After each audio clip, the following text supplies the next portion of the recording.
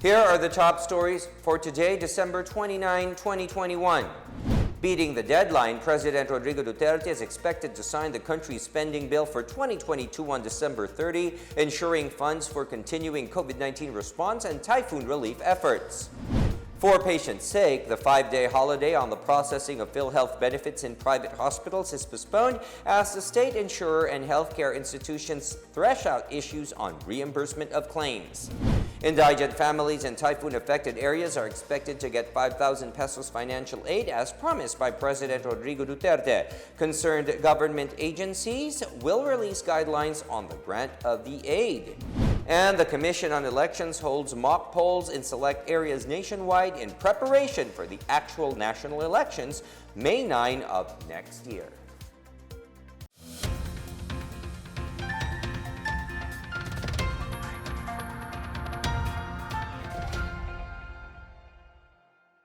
Good day, I am William Theo. Welcome to the PNA Newsroom.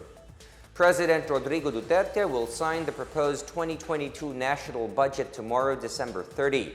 This is confirmed by Cabinet Secretary Carlo Nograles. The House of Representatives and the Senate separately ratified the bicameral conference committee report on the 2022 General Appropriations Bill on December 15. Senator Christopher Lawrence Bongo earlier said Duterte will expedite the review of next year's budget to ensure that the government would have a budget for the rehabilitation of areas hit by Typhoon Odette and COVID-19 response. Asahan natin na tomorrow, nakaschedule po ang pagpirma ni Pangulong Rodrigo Roa Duterte ng 2022 General Appropriations Law. So that is scheduled for tomorrow. As promised, the President will sign this very important measure na hindi pa sasapit ang December 31. Patients can still line up to request for PhilHealth deductions in hospitals as the hospital's initial plan of refusing PhilHealth claims was suspended. The details from Benj Bondal. While it admits delays in its payment of claims, state insurer PhilHealth says it is working to improve its processes. This comes as the Private Hospitals Association of the Philippines earlier planned a 5-day moratorium on accepting PhilHealth deductions from patients, but this was put on hold for now. The so-called PhilHealth Holiday, which was scheduled from January 1 to 5, is said to be their sign of protest against the state insurer for its failure to reimburse their claims. For Albay Representative Joey Salceda, the move to declare a 5-day holiday from accepting PhilHealth claims for deductions is not the solution to PhilHealth's problems. He said the poor and not PhilHealth will get hurt from this holiday. Salceda pushed anew for the passage of House Bill No. 7578 or the PhilHealth Reform Act, which proposes systemic reforms in the management of the reserve fund, the collection system, the distribution and verification of claims and benefits, and the governance of the agency. The bill also makes the Finance Secretary the chairman of the board of the PhilHealth, with the Health Secretary as co-chairman. For Anak Kalusugan Party List Representative Mike Defensor, the insurer and hospitals need to resolve their conflict through dialogue, particularly with PhilHealth facilitating the payment of legitimate claims while guarding against questionable and fraudulent submissions. He said increasing taxpayer subsidy would provide more insurance coverage for vulnerable sectors of the population, which is also a part of the mandate of the Universal Healthcare Program. He also said PhilHealth will receive almost 80 billion pesos in subsidies under the proposed 5.02 trillion pesos 2022 national budget. For the PNA Newsroom, I'm Benj Bondok. President Rodrigo Duterte has pledged 5,000 pesos for indigent families affected by Typhoon Odette. The president previously visited Maasin, Leyte, Inabanga, Bohol, Argao, Cebu, Cabancalan City, Negros Occidental, Dinagat Islands, and Siargao Island. He met with local officials and personally distributed relief assistance to those displaced by the typhoon. Acting presidential spokesperson and Cabinet Secretary Carlo Nograles said the national government is currently identifying families who are qualified as beneficiaries. He said the cash aid will follow a scheme similar to the Social Amelioration Program financial aid. Aside from the 5,000 pesos cash aid, President Rodrigo Duterte also directed the National Housing Authority to provide 100 million pesos worth of assistance to residents whose shelters were partially or totally destroyed by the typhoon. He said this fund would help expedite the reconstruction of houses and clearing operations in typhoon-hit areas. The Department of Human Settlements and Urban Development is hastening its efforts to immediately assist families in typhoon-hit regions, especially those whose homes were damaged or destroyed by Odette. In coordination with the United States Agency for International Development and International Organization for Migration, the agency distributed 5,598 shelter-grade tarpaulin sheets for use of evacuees in Cebu, Bohol, Southern Leyte, and the Caraga region. Along with the Philippine Coast Guard, 14,000 more shelter-grade tarpaulin sheets, 250 modular tents for evacuation centers, and 1,310 solar lamps were sent to affected areas. Another 700 shelter repair kits, which contain corrugated galvanized iron sheets, lumber, plywood, tarps, nails, and carpentry tools were sent to Caraga on Monday, while 300 more kits are slated to be delivered in Maasin City on Friday, December 31. On top of this, the Home Development Mutual Pag-ibig Fund has allocated 5 billion pesos worth of calamity loans for its Odette-hit members. Eligible members may borrow up to 80% of their total Pag-ibig savings with an interest rate of only 5.95%, which is the lowest in the market. The loans are payable for up to 3 years with a grace period of 2 months.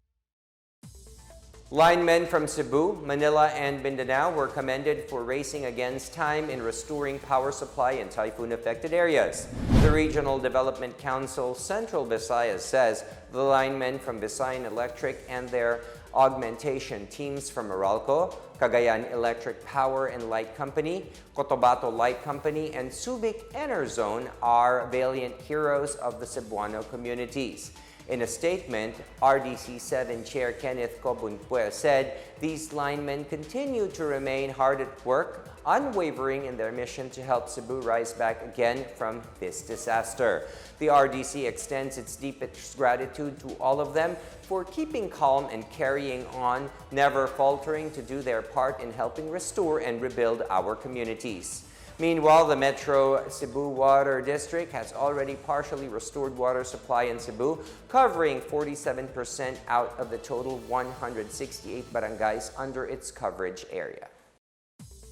Victims of Typhoon Odette are urged to boil water from untreated sources before drinking to avoid diarrhea and other gastric diseases. Dr. Mary Jean Loreche, DOH-7 Chief Pathologist, said local media waterborne diseases are among the many illnesses that people need to watch out for after every typhoon. She recommended that if treatment of water through chlorination or putting an aqua tablet is impossible, boiling the water and following it to simmer for a few more minutes will make it safe for drinking. Loreche also reminded the typhoon victims not to sacrifice proper hygiene and sanitation to prevent post-calamity diseases. On Tuesday, DOH Undersecretary Maria Rosario Vergere said gastroenteritis cases were recorded in Cebu and the islands of Siargao and Dinagat. Vergere said 16 diarrhea cases were reported in Cebu, 80 acute gastroenteritis patients were confined at the Dinagat District Hospital, and 54 diarrhea cases were reported in Siargao. Still to come, no let-up in vaccination. Another 2 million doses of AstraZeneca jabs that arrive will be used as booster shots. And to the rescue, the Philippine Air Force transports over 2,200 tons of relief goods for the victims of Typhoon Odette. Details ahead. Keep it here on the PNA Newsroom.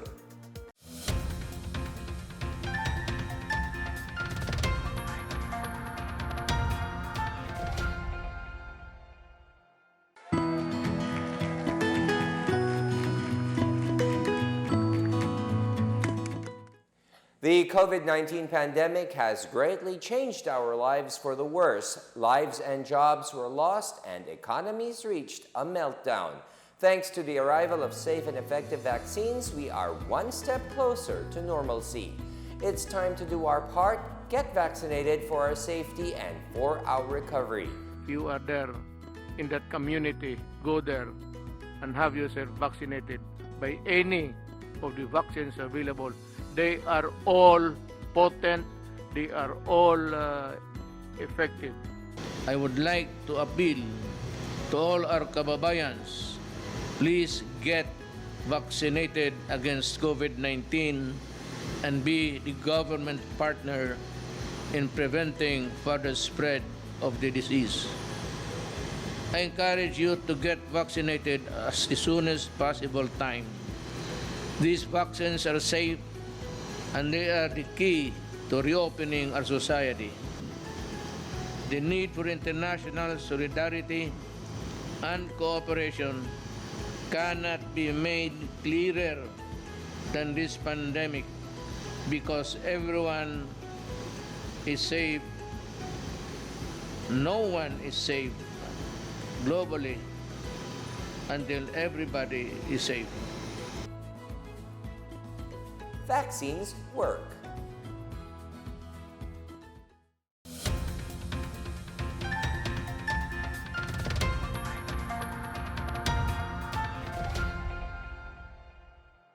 The South Korean embassy has provided additional and immediate aid in kind to the people affected by Typhoon Odette. South Korean ambassador to Manila Kim In-chul personally turned over 1,500 sacks of locally procured rice and 740 boxes of hygiene kits to the Department of Social Welfare and Development on Wednesday. In-chul said the government of South Korea will contribute to about $2 million for additional relief. He said South Korean President Moon Jae-in has expressed sympathy and solidarity to President Rodrigo Duterte. At least 2 million AstraZeneca vaccine shots are set to be used as booster shots for the local government units and the private sector.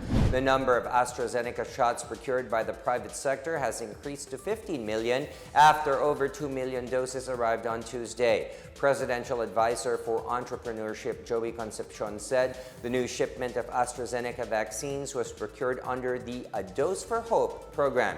He said the private sector's procurement of Moderna vaccines will also be completed within this month. With the looming threat of the Omicron variant, Concepcion urged the public to get themselves vaccinated and to get their booster shots by the first quarter of 2022. Meanwhile, Vaccine Czar Secretary Carlito Galvez Jr. shrugged off the reported wastage of COVID-19 vaccines due to the onslaught of Typhoon Odette. Galvez said the wastage remains negligible as typhoon-hit areas, particularly in Siargao and Cebu City, have resumed their vaccination drives. About 4,100 COVID-19 vaccines are so far damaged due to Odette. Meantime, Galvez said the relatively low wastage was due to the efforts of the local government units, the military, and the police. Galvez also thanked the private sector, particularly the Go Negosyo and the business conglomerates, for their contribution in the government's vaccination campaign. The Philippine Air Force reports that it has transported over 2,000 tons of relief goods to areas affected by the onslaught of Typhoon Odette. The Air Force said they have transported rice, water, canned goods, and toiletries, as well as generator sets and water tanks. They also ferried 99 stranded individuals from Siargao to the Villamor Air Base in Pasay City on December 28 alone. On Christmas Day, Air Force aircraft transported relief goods to Siargao, Surigao, Bohol, and Mactan, Cebu from the Villamor Air Base. Meanwhile, personnel from the 355th Aviation Engineering were deployed from Basa Air Base to Mactan, Cebu to assist in the planning for recovery and rehabilitation of typhoon-stricken areas.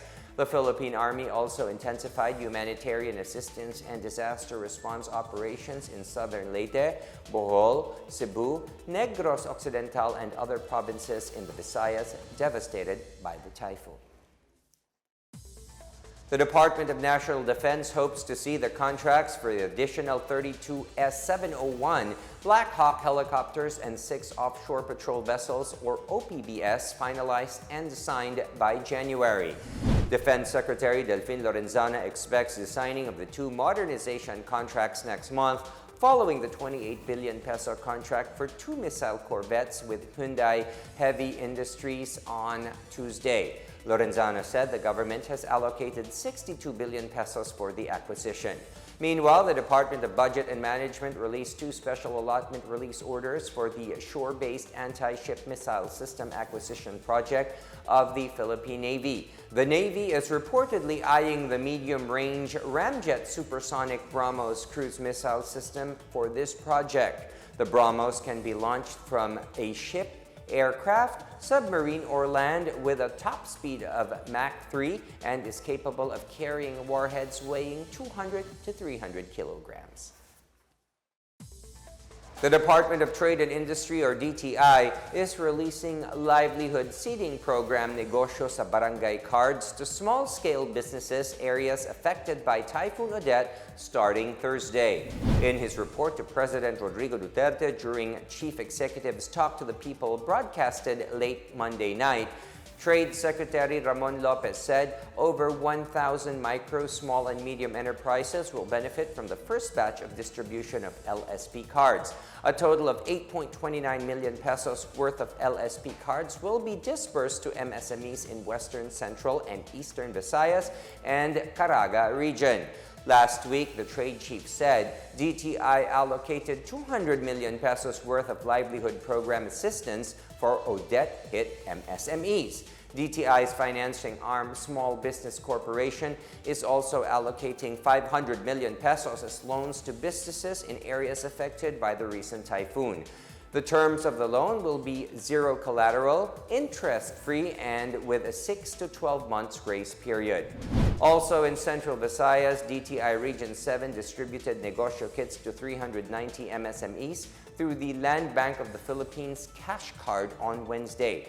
The livelihood kits worth not more than 8,000 pesos for each micro-enterprise were distributed in Ubay, Bien Unido, San Miguel, Trinidad, Talibon, Carlos P. Garcia in Bohol Province on Wednesday. In Cebu, the distribution will be in Gaisano, Carcar on December 30 and 31 for recipients from Carcar City, Sibonga, and Argao. In Negros Oriental, the distribution will be done in La Libertad and Gihulngan City on New Year's Eve.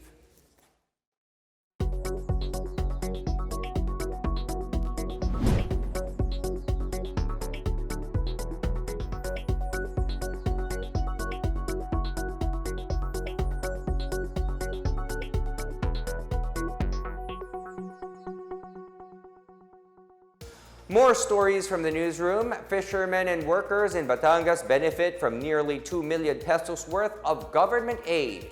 And 4 Albay villages join the mock polls in preparation for the actual May 9, 2022 national elections. Back after a quick break. Stay with the PNA Newsroom.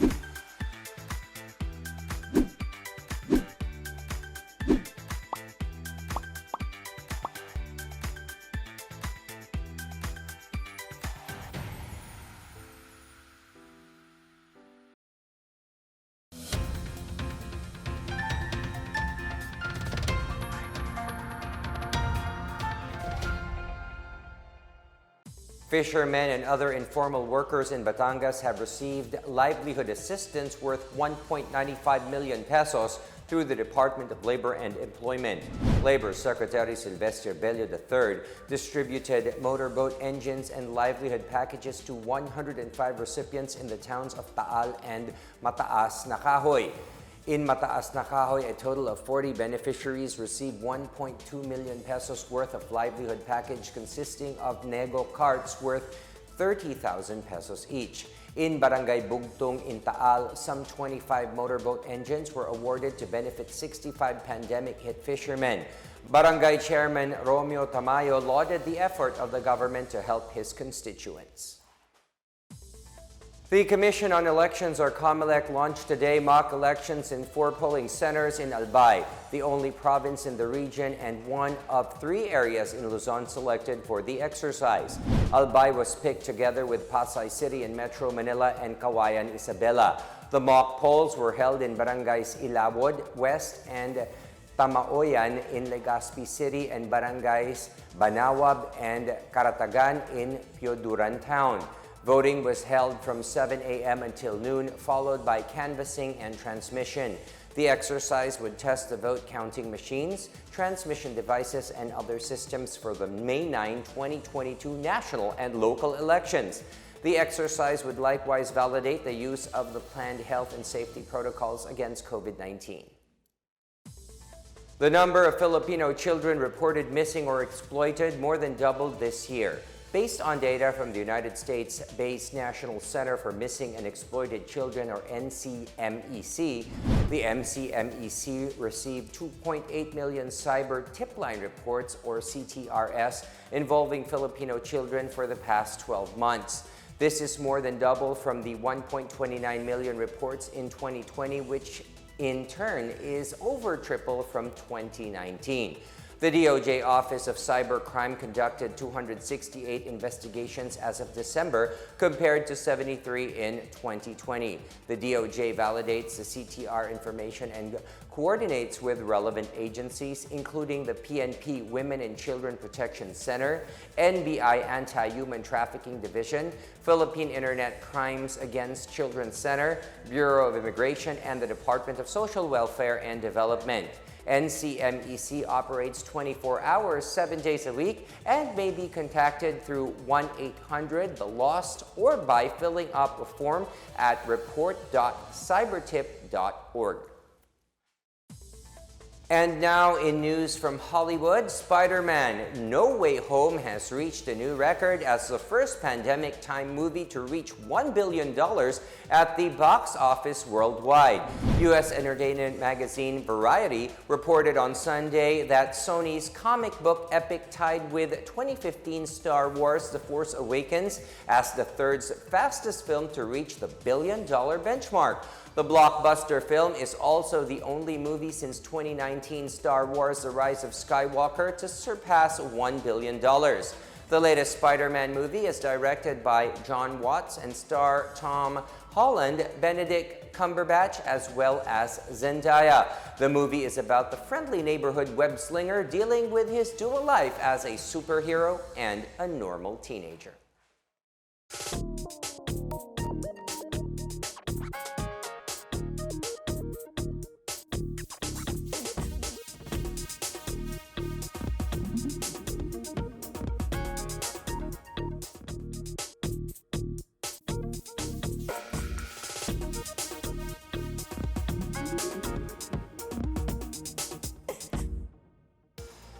Let's take another look at today's biggest stories. Beating the deadline, President Rodrigo Duterte is expected to sign the country's spending bill for 2022 on December 30, ensuring funds for continuing COVID-19 response and typhoon relief efforts. For patients' sake, the 5-day holiday on the processing of PhilHealth benefits in private hospitals is postponed as the state insurer and healthcare institutions thresh out issues on reimbursement of claims. Indigent families in typhoon-affected areas are expected to get 5,000 pesos financial aid as promised by President Rodrigo Duterte. Concerned government agencies will release guidelines on the grant of the aid.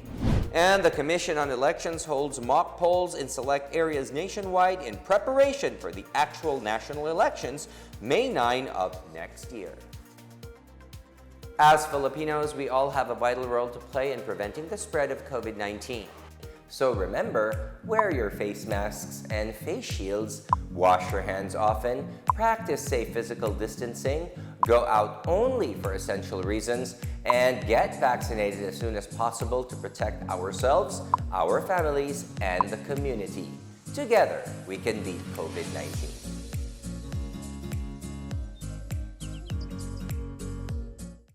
Thank you for watching another episode of the PNA Newsroom. For more news content, check our webpage or log on to the Philippine News Agency's Facebook and Twitter accounts. For more stories about the government and how it serves Filipinos, look for these hashtags in all of our social media platforms and websites. We are shown on the pages of the PCOO and its attached agencies. Also watch us on television on PTV4 and IBC13. And for our year-end countdown, we are finally down to 3 days before the new year 2022. And that's your daily dose of the biggest stories that you need to know. From the PNA Newsroom, we tell stories that inspire change. I am William Theo. Good day, everyone. Stay safe.